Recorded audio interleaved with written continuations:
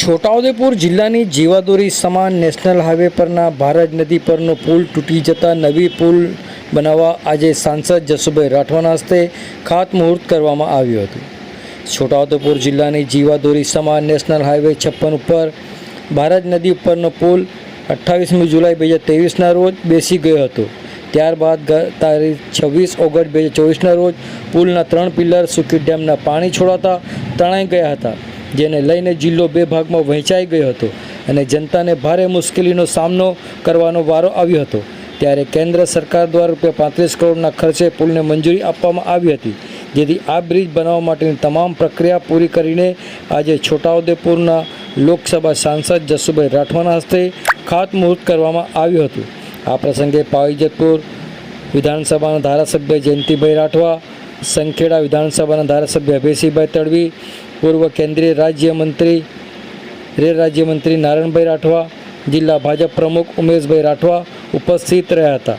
આવનાર 18 મહિનામાં આ પુલની કામગીરી પૂરી કરવાનો લક્ષ્યાંક રાખવામાં આવ્યો છે।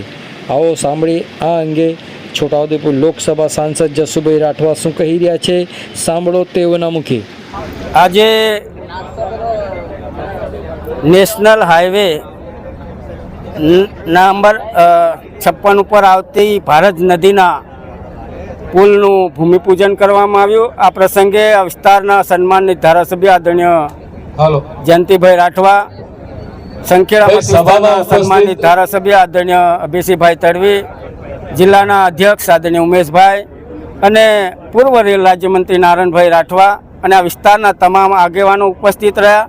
ત્યારે આ પુલનું નિર્માણ 18 મહિનામાં થવાનું છે અને આ વિસ્તારને જોડતો આ જિલ્લાનો મુખ્ય રોડ છે, એનો લાભ મળશે। ત્યારે હું આજના તબક્કે ભારત સરકાર અને આ વિભાગના માન્ય કેન્દ્રીય મંત્રી આદરણીય નીતિનભાઈ ગડકરી સાહેબ અને દેશના વડાપ્રધાન આદરણીય નરેન્દ્રભાઈ મોદી સાહેબનો આભાર માનું છું કે એમણે પણ છોટાઉદેપુરના નાગરિકોની ચિંતા કરી। વંદે માતરમ, ભારત માતા કી જય।